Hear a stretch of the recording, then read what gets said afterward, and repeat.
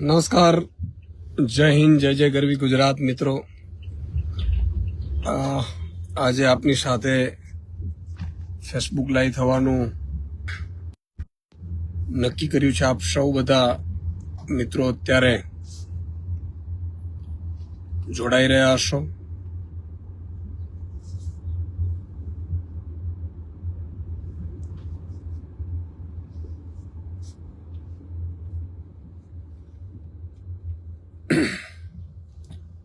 અવાજ આવી રહ્યો હશે મિત્રો. બેઝિકલી મિત્રો એક વાત આજે આપની સાથે કરવી છે. આપણા આઝાદી મળી, આઝાદીના લડવૈયાઓ, ક્રાંતિવીરો ખૂબ બધા આપણે થઈ ગયા, ખૂબ બધા.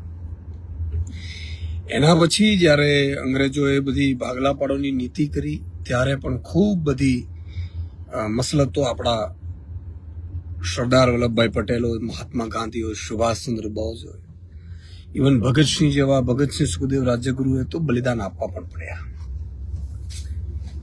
આ બધા મહાપુરુષો એવા રહ્યા કે જેમના ઉપર એ સમયે અંગ્રેજોને ભગાડવાની તો જવાબદારી હતી જ, સાથે સાથે આપણા સૌ લોકોને એક કરવાની જવાબદારી તો હતી જ. એનાથી મોટું કે અંગ્રેજોએ જે ભાગલાવાદી નીતિ કરી હતી, એ ભાગલાવાદી નીતિને પણ તોડીને બધાને એક કરી અને સમૃદ્ધ ભારત બનાવવાનો નેમ એ લોકોએ રાખ્યું હતું. મિત્રો, બધા મિત્રોને મારી વિનંતી છે, બધા લોકો શેર કરજો ફટાફટ, 5 શેર કરજો. આપ સૌ મિત્રો જે ફેસબુક જોઈ રહ્યા છે, અને વધારે લોકો આપણી સાથે જોડાય, કારણ કે આજે આપણા સન્માનની, આપણા પૂર્વજોના સન્માનની આપણી જવાબદારી છે. રાજ ઠાકરે, જેને એક સીટ જીતવાની ઓકાત નથી, જેમણે પોતાની અલગ પાર્ટીઓ બનાવીને માત્ર ને માત્ર ગુજરાતીઓનું નફરત કરીને એના ઉપર એની ગુંડાઓની ટીમો આપણા ગુજરાતીઓ ઉપર અત્યાચારો કરે. મરાઠી ગુજરાતી ભાઈ છે, સમજો તમે. આપણું તમામ દેશમાં, તમામ પ્રાંતમાં આપણે આજે CR પાટીલ મરાઠી છે, આપણે એને સ્વીકાર્યા, આપણે એને પ્રદેશ અધ્યક્ષ ભાજપના બનાવડાવ્યા, એ આપણી ગુજરાતી છે. અને તમામ ભાજપના ધારાસભ્યો છે, સાંસદો છે, બધા એમની નેતૃત્વ સ્વીકાર્યું. એને કોઈ એવું નથી કીધું ભાઈ આ મરાઠી છે, નહીં ચાલે, આમ કરો તેમ કરો. ગુજરાતીઓ મરાઠીઓને પ્રેમ કરે છે, મરાઠીઓ ગુજરાતીઓને પ્રેમ કરે છે. આપણે સૌ એક છીએ, આપણું ભારત છે એ એક છે.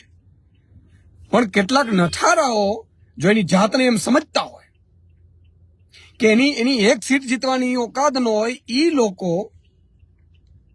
આજે સરદાર વલ્લભભાઈ પટેલ ઉપર આંગળી ચીંધે, મોરારજી દેસાઈ ઉપર આંગળી ચીંધે, એમના ઉપર ટિપ્પણીઓ કરે, એમના ઉપર નિવેદનો કરે. એમની ઓકાત શું છે? તમારી 2% ગુંડાઓથી વધારે કોઈ ઓકાત નથી તમારી. રાજ ઠાકરેને કહેવાનું છું, ગુજરાતમાં પગ નહીં મૂકી શકો તમે. અમારા ગુજરાતીઓનો હજી તમે અસલી રૂપ જોયો નથી. તમારી ઓકાત છે અમારે સરદાર વલ્લભભાઈ પટેલનું અપમાન કરવાની. તમે લોકો, તમારે એક સીટ જીતવી હોય એટલે તમે ત્યાં કરાવડાવો, હુમલા કરાવડાવો. તમે વિચાર કરજો મિત્રો. મારે એના ઉપર આવીશ, ભાજપ ઉપર. જ્યારે આપણા ભારતીયો ઉપર કે આપણા ગુજરાતીઓ ઉપર હુમલો થાય ને ત્યારે આપણે સૌ એક થવાની હોય છે સાહેબ. પછી પાર્ટીઓ ભૂલી જવાની હોય, પક્ષો ભૂલી જવાના હોય, નેતાઓ ભૂલી જવાના હોય. એ આપણો ધર્મ છે, આપણી સંસ્કૃતિ છે. જ્યારે અંગ્રેજોએ કે બહારની તાકાતોએ આપણા ઉપર હુમલો કર્યો હતો ને ત્યારે ભારત એક રહ્યું છે હંમેશા, અને રહેવું જ જોઈએ. આજે નરેન્દ્ર મોદી છે, નરેન્દ્ર મોદી આપણા પ્રધાનમંત્રી છે. કોઈ ટ્રમ્પની ઓકાત ન હોય કે નરેન્દ્ર મોદીને આંગળી ચીંધી શકે. આપણે સૌ એને કહેવાનું હોય કે અમારા પ્રધાનમંત્રી છે. તો મારે કહેવું એ પડશે આજે કે રાજ ઠાકરે બેફામ નિવેદનો કરે, આપણા ગુજરાતીઓને મારે, ગુજરાતીઓના બોર્ડ બદલાવડાવે, અને છતાંય ભાજપની સરકાર ત્યાંની ચૂપ. ફડણવીસ કોની વાત કરે છે? ઇવન CR પાટીલ ચૂપ, ઇવન ભૂપેન્દ્ર પટેલ ચૂપ. અરે ડૂબી મરો ને તમે, મુખ્યમંત્રીના પદ લઈને સંભાળીને બેસા છો. હટો, 24 કલાક આપો મુખ્યમંત્રી. જો હું એમ કહું છું કે રાજ ઠાકરે 24 કલાકની અંદર સાબરમતી જેલમાં હોય અને એની તાકાત હોય એટલે ગુંડાઓ લઈ લે, હજારો ગુંડાઓ સાથે નમાલાઓ થઈ પડ્યા. તમે આટલી હદે નમાલી પડી તમારી પાર્ટીની એક બેન શાળા. હું તો એમ કહું છું ખુરશીઓની ને એમને ભાજપના ધારાસભ્ય છે ભાઈ શ્રી જાડેજાજી કોઈ રાપર સાઈડના, એમણે ત્યાં મુંબઈમાં બોર્ડ લગાડ્યું ગુજરાતીમાં, એનું બોર્ડ તોડીને મરાઠીમાં લગાવડાવ્યું. એનો વાંધો નથી, ચાલો.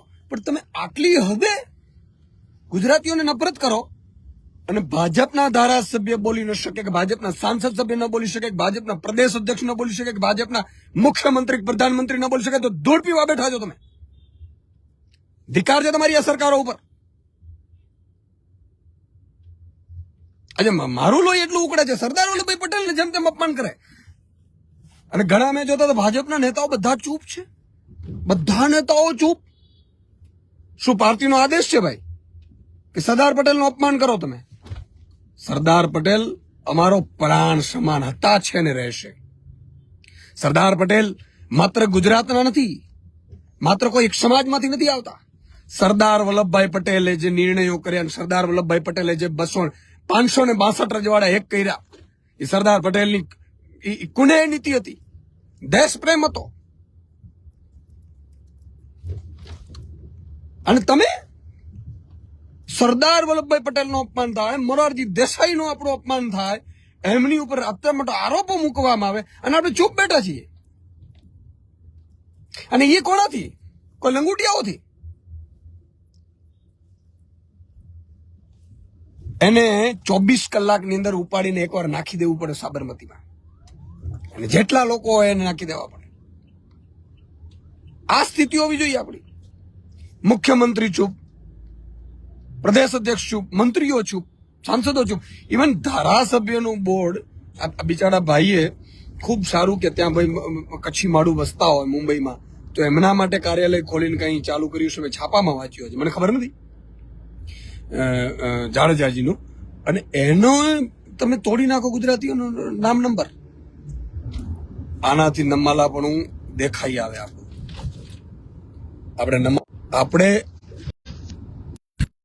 આપણે ક્યારેય નમાલા રહ્યા નથી. આપણા પૂર્વજો તપાસજો. 562 રજવાડા એક કર્યા પછી સરદાર વલ્લભભાઈ પટેલે જુનાગઢ નવાબને રાતોરાત એને ભગાડી દીધો. પાકિસ્તાન ભેગું કરી દેવું પડ્યું હતું. તમે જુઓ હૈદરાબાદ પાકિસ્તાનીઓ કોશિશ કરતા હતા. સરદાર વલ્લભભાઈ પટેલ બીમાર હતા, ચાલુ હોસ્પિટલમાં સારવાર લેતા લેતા એ હૈદરાબાદ એરપોર્ટ ઉપર કોઈક વાંચો તો ખબર પડે કોણ સરદાર વલ્લભભાઈ પટેલ હતા. ભારતને અખંડ કરવામાં સરદાર વલ્લભભાઈ પટેલ, મહાત્મા ગાંધી, સુભાષચંદ્ર બોઝ, કેટલા લોકોએ બલિદાનો આપ્યા છે. અને સરદાર વલ્લભભાઈ પટેલ જયારે મૃત્યુ પામ્યા છે ત્યારે એના ખાતામાં 271 રૂપિયા હતા. કોઈ મિલકત નહોતી. અને ઇવન એમના દીકરી, સરદાર વલ્લભભાઈ પટેલ કોંગ્રેસના ખજાનચી પણ હતા, એમના દીકરી ખજાનચીના નાતે જે ફંડ આવતું હતું, નાણાં હતા, એને પક્ષમાં આપવા ગયેલા. સરદાર વલ્લભભાઈ પટેલે એવું કીધેલું કે એના સંતાનોને પણ મારા નામનો ક્યારે વટાવવાનો ઉપયોગ નથી કરવાનો. આ સરદાર વલ્લભભાઈ પટેલનું બેફામપણે અપમાન થાય. તમે ચલો અહીંયા સ્ટેડિયમ બદલી નાખ્યું સરદાર વલ્લભભાઈ પટેલ, સરદાર પટેલ સ્ટેડિયમ નરેન્દ્ર મોદી કરી નાખ્યું. ચાલો, એમાં તમે એટલા માટે ન બોલો કે નરેન્દ્રભાઈ નીચે તમારે બધા રહેવાનું હોય. સ્વાભાવિક છે, તમને ટિકિટો ન મળે, તમને કાપી નાખે એટલે તમે કઈ બોલો જ નહીં. બરાબર છે. સરદાર વલ્લભભાઈ પટેલ તો મહાન આત્મા થઈ ગયા. તમે જુઓ કરમસદ, ત્યાં પણ નગરપાલિકાઓમાં નામો ચેન્જ કરીને જે સરદાર વલ્લભભાઈ પટેલનું અપમાન કરવામાં આવે છે, એ માની અને ચાલો તમે કે ઠીક છે કે એમાં તમારી મજબૂરી હશે, પણ રાજ ઠાકરેની સાથે તમે શેનો ડર છે તમને? અને એ જયારે બોલે છે અને કોઈ ચૂંચા ન કરે મુખ્યમંત્રી કે મંત્રીઓ, હું માત્ર પાટીદાર સમાજના નેતા નથી ગણતો. સરદાર વલ્લભભાઈ પટેલ આપણા સૌના છે. એટલે હું માત્ર કોઈ પાટીદારના જ આગેવાનને કહીશ કે પાટીદારના ધારાસભ્ય સાંસદને કહીશ એવું નથી. આપણા સૌની જવાબદારી છે. અને આપણા સૌની જવાબદારી છે આપણા તમામ ક્રાંતિકારીઓની, મહાનુભાવોની, એના નામની જાળવણી કરવી, એના નામનું રખોપું કરવું આપણી સૌની જવાબદારી છે. આજે ખૂબ દુઃખ થયું, પણ મિત્રો કોણ સરકાર ચલાવે છે ખબર નથી, એને પૂછો તો કઈ કહે નહીં, અને બધા જેટલા લાભાર્થીઓ છે એ ચૂપ બેઠા છે. આટલી સ્વાર્થુ આપણી નીતિ ઘોર ખોદાઈ જશે આપણા ગુજરાતની. તમે વિચાર કરો, આજે ટ્વિટર ઉપર પણ ફિક્સ પે નીતિનું ચાલી રહ્યું છે. ઘણા બધા યુવાનોએ મને મેસેજ કર્યા છે, ઇન્સ્ટાગ્રામ ઉપર છે, ફેસબુક ઉપર છે, વોટ્સએપ ઉપર કર્યા છે, સુદાનભાઈ ફિક્સ પે નું શોષણ બંધ કરાવો. મેં આજે ટ્વીટ પણ કર્યું છે કે ભાઈ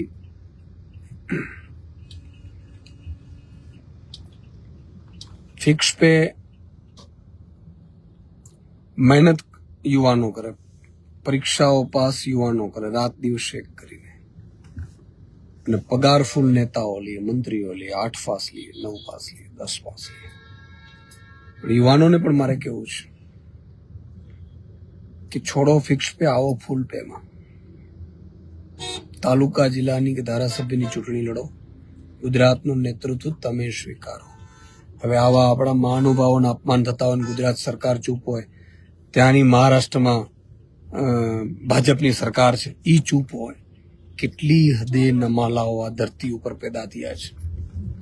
એને અફસોસ તો થવો જ જોઈએ ને, એમ કહું છું. એને માફી માંગવી જોઈએ. એની જગ્યાએ વારંવાર ગુજરાતીઓ ઉપર અત્યાચાર કરે, મારે ગુજરાતીઓને, એ ગુજરાતીઓને મારી અને એને પોતાની રાજનીતિ ચમકાવવા માટે કે 2-5 સીટો વધી જાય. શું નમલી કક્ષાની રાજનીતિ કરે છે.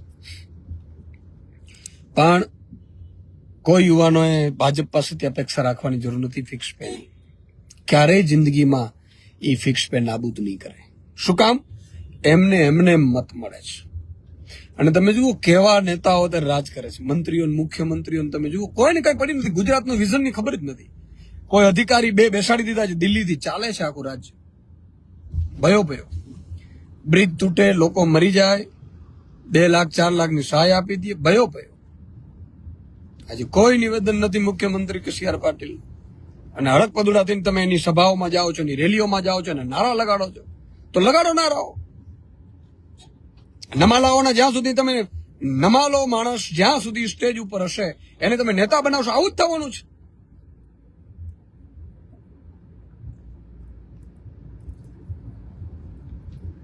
ફિક્સ પે વાળાએ ચૂંટણી સમયે જાગૃત થઈ જવાની જરૂર હોય. એમના માતા પિતા, એના મામા મામી, એના સાસા સસુરો, દેશ દેરાણી, કેટલા બધા લોકો હોય છે.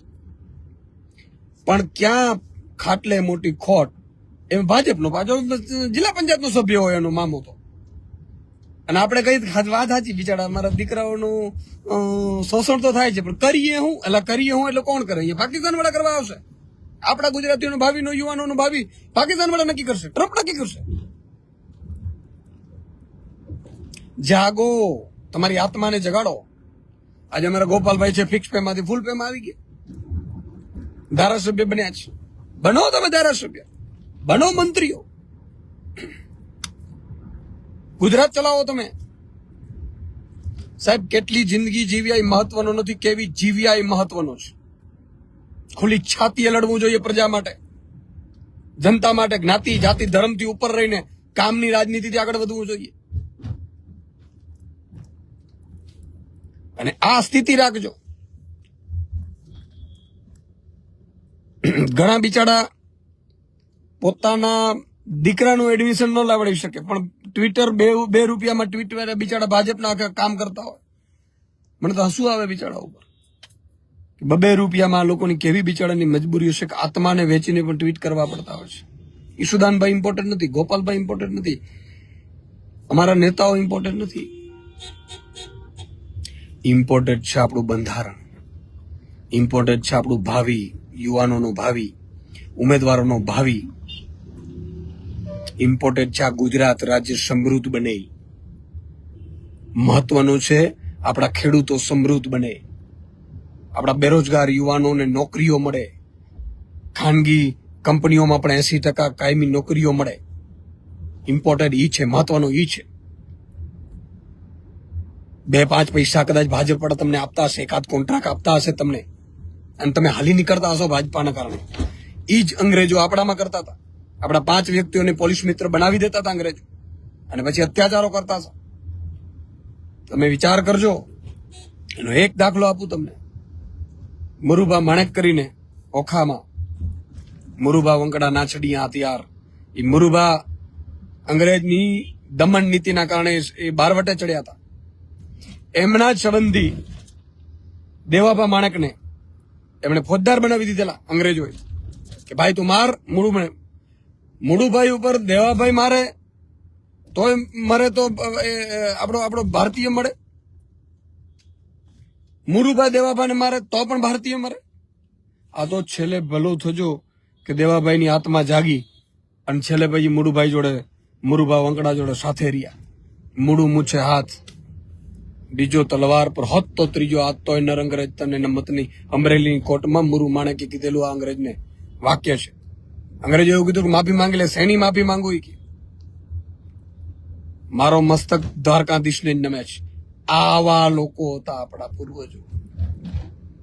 અને અત્યારે 2 પૈસા ભાજપની દલાલી કરતા હોય, કોન્ટ્રાક્ટ મળતું હોય એટલે સગા બાપને વેચી મારે, સગા બાપની ગણખોદ કરવા માંડે, સગા ભાઈને એમ કહી દે કે ના ના ના ના આ પાર્ટી તો બહુ અગત્યની છે. અંદર આત્મા પાછો કંઠતો હોય કે ભાજપ હારી નથી. શું હાલી નીકળ્યા છો આત્મા વેચી વેચી? ક્યાં લઈ જવાના છો? 2 કદાચ સહકારી ક્ષેત્રમાં 20 લાખ રૂપિયા લીધા હોય, નોકરી અપાઈ હોય દીકરાને, તોય ભાજપની દલાલી કરવાની. હવે તો જાગો. કાયમી કોઈ સુદાનભાઈ જન્મ નહીં લે તમારા પાસે, કે કોઈ બીજો સરદાર વલ્લભભાઈ જન્મ નહીં લે, કાયમી મહાત્મા ગાંધી જન્મ નહીં લે.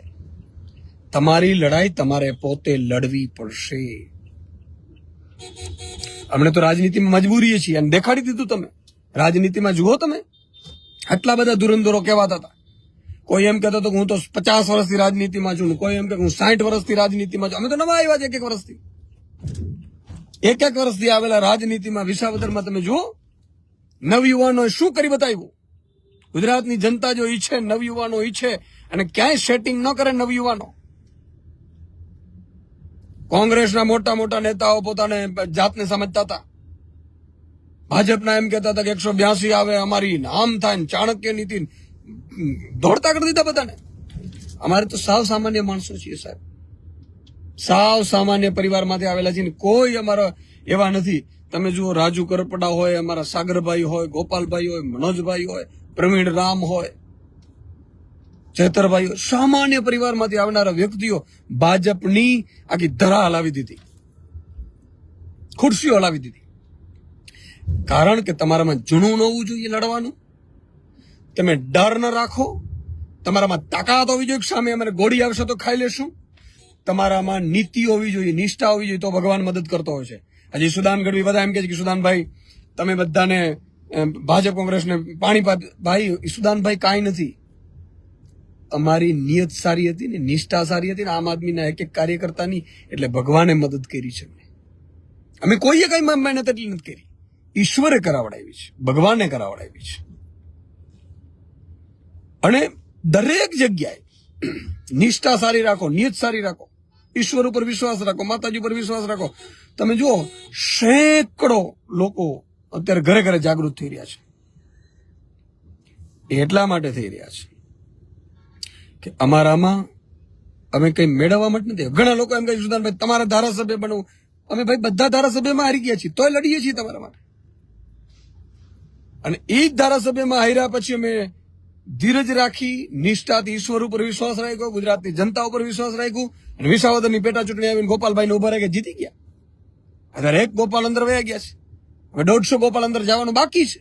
27 સુધીમાં પ્રજાના હાથમાં જાગી રહ્યું છે, જાગશે, પહોંચશે. અને યુવાનો જ ક્રાંતિ કરી શકે, સમજી લેજો તમે.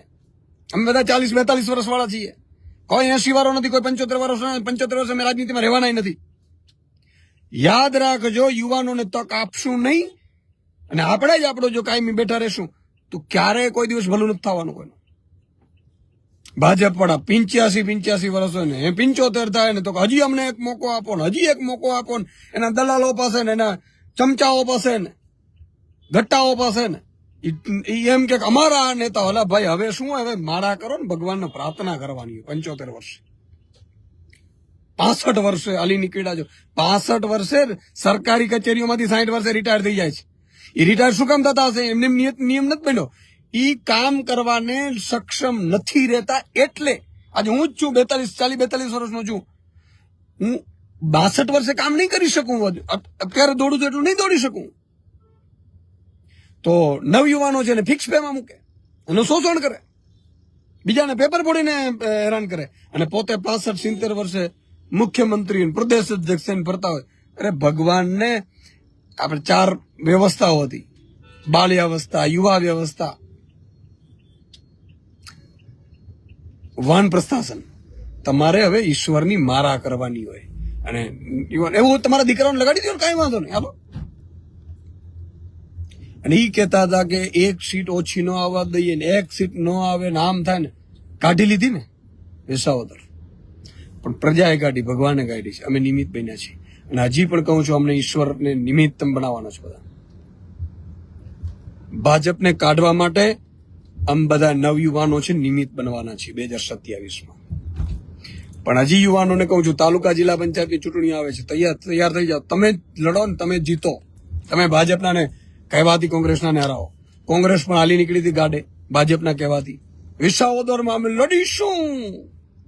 અમે લડીશું. ત્રીજો પક્ષ નથી ચાલતો. એ ભાષા તો ભાજપની હતી. ચાલી ગયો ત્રીજો પક્ષ, હોઈ ગયા. આજે કોંગ્રેસનો કાર્યકર્તા મને હળવદથી મોરબીથી ફોન કરતા હતા કે અમારા ઉપર વિશ્વાસ નથી, સુદાનભાઈ લડી શકે, ભાજપને હરાવી શકે, અને કોઈ પણ સેટિંગમાં પડ્યા વગર મહેનત કરી શકે ને, તો એ માત્ર ને માત્ર આમ આદમી પાર્ટીને તમે જ છો. તમારા નેતૃત્વમાં મારે આવવું છે. આગામી સમયમાં ખૂબ બધા જોડાશે. હજી કોંગ્રેસના અદના કાર્યકર્તાઓને હાથ જોડીને વિનંતી કરું છું કે સોગંદ અમે કોઈ ત્રીજા પક્ષ કે તોડવા માટે નથી આવ્યા. અમે ગુજરાતની જનતાને ભાજપના બરડામાંથી છોડાવવા માટે આવ્યા છીએ. કોંગ્રેસને 30 વર્ષ આપ્યા. આપણે પાટીદાર અનામત આંદોલન થયું હતું 2017માં, સરકાર બનતી હતી કોંગ્રેસની. કયા કોંગ્રેસના નેતાઓએ સેટિંગ કર્યું હતું ભાજપ જોડે? એના ઉપર ક્યારે વિશ્વાસ ન કરી શકાય, અને ગુજરાતની જનતાને એના ભરોસે ન છોડી શકાય. એટલા માટે જે પણ અદના કોંગ્રેસના કાર્યકર્તાઓ છે, મહેરબાની કરી અને તાત્કાલિક ધોરણે 1 મહિનાની અંદર આમ આદમી પાર્ટીમાં જોઈન થઈ જાઓ. આપણે સાથે મળીને લડીએ. કોંગ્રેસના મોટા સારા નેતાઓ છે, જે ગુજરાતને ચાહે છે, ગુજરાતને પ્રેમ કરે છે, જે સેટિંગમાં નથી પડતા, જે ધંધામાં નથી પડતા, એ બધાને, ધંધાવાળા નહીં. ધંધાવાળા પાછા સેટિંગ કરે, પાછા એમ કે 2 સીટો આપો, 3 સીટો આપો, પછી ભાજપ કેમ? એવું નહીં થાય. આમ આદમીમાં દરેક જગ્યાએ સર્વે થાય છે. સર્વેથી અમે ટિકિટો આપીએ છીએ. એક પણ જગ્યાએ માત્ર ઈશુદાન ગઢવી કે એમ નહીં, અરવિંદ કેજરીવાલજી કે એમ નહીં, સર્વેની આધારે અમે ટિકિટો આપીએ છીએ. અને સર્વેની અમારી પદ્ધતિ છે. અને એટલા માટે જ કહું છું, આમ આદમી પાર્ટીનો એક પણ નેતા ક્યારે સેટિંગમાં નહીં હોય. જગદીશભાઈ કહે છે કોંગ્રેસનું 12મું થઈ ગયું. બિલકુલ થઈ ગયું. એમને બધાને હતું. અને હજી પણ ઘણાને કહું છું કે હવે ભાઈ, હવે ખાલી તમે ભાજપની બી ટીમ બનીને કામ ન કરો. થોડા ઘણા મત તોડવા માટે હજી એમ કે અમે મજબૂત થશું ને, અમે કાંઈ નથી ભાઈ મજબૂત. તો મજબૂત હતા 30 વર્ષ તમે જ હતા. હવે 12મું થઈ ગયું છે. હવે 13માંથી કોઈક બીજાનો વારો આવે. અને જે સારા છે એ બધા આવી જાવ હવે. અને નહીં તો પ્રજાને, જનતાને કહું છું, ગુજરાતની જનતાને, કે અમે સોગંદ કાંઈ છે કોઈ સેટિંગમાં નથી પડ્યા, અમે પડવાના નથી. મરી જશું પણ ગુજરાતની જનતાને ભાજપના બરડામાંથી છોડાવીશું. તો કોંગ્રેસને કોઈ મત ન આપતા. વિસાવદર વાળી જ કરજો બધાને ઘર ભેગા. હા, એટલે 27માં વયું જાય. માન લો 2-5 લોકોને પોતાને એમ લાગતું હોય, બરાબર, એ 27માં વયા જાય. પણ 5%થી વધારે મત ન મળવા જોઈએ કોંગ્રેસને. 6% મત મળે તો આપણે નુકસાન થાય. બરાબર છે. ML બાવરવાજી કે હળવદ આવો ઈશુદાનભાઈ, બિલકુલ તૈયારી કરી લો. ઈશુદાનભાઈ આવશે, બીજા અમારા યુવાનો આવશે. સુદાનભાઈ ગઢવી જે વાત કરી છે સાચી કરી છે, બદલ તમને ખૂબ પ્રવીણભાઈ ખૂબ ખૂબ આભાર. તો મિત્રો, બધાને મારી એટલી જ વિનંતી છે કે સરદાર પટેલ આપણા છે, મોરારજી દેસાઈ આપણા છે, મહાત્મા ગાંધી આપણા છે, ભારતના નેતા છે, આપણા સૌના નેતા છે. અને એ લોકોએ જે આપણા આઝાદી માટે જે લડ્યા છે, એટલે આજે આપણે આઝાદ થઈને ફરી શકીએ છીએ, બોલી શકીએ છીએ. અંગ્રેજોની ગુલામી નથી. એમને દુઆ દે તો એમની આત્મા જ્યાં પણ હોય, આજે એમના ઉપર કોઈ ઘા કરે ને, આપણા ઉપર ઘા થયો છે, આપણા માતા પિતા ઉપર ઘા થયો છે. અને માતા પિતા સમાન છે. સરદાર પટેલની સમર્થનમાં બધા લોકો પોતપોતાનો વિડીયો બનાવો. રાજ ઠાકરે હોય કે એનો જે પણ કહેવાતા હોય, એને જેલમાં નાખવું જોઈએ. ભાજપના મુખ્યમંત્રી ભાજપના થઈ ગયા છે. અહીંના ભાજપના મુખ્યમંત્રી ને ત્યાંના ભાજપના મુખ્યમંત્રી બે કાર્યવાહી કરવી જોઈએ. એની સામે FIR થવી જોઈએ અને સાબરમતી જેલમાં નાખવું જોઈએ.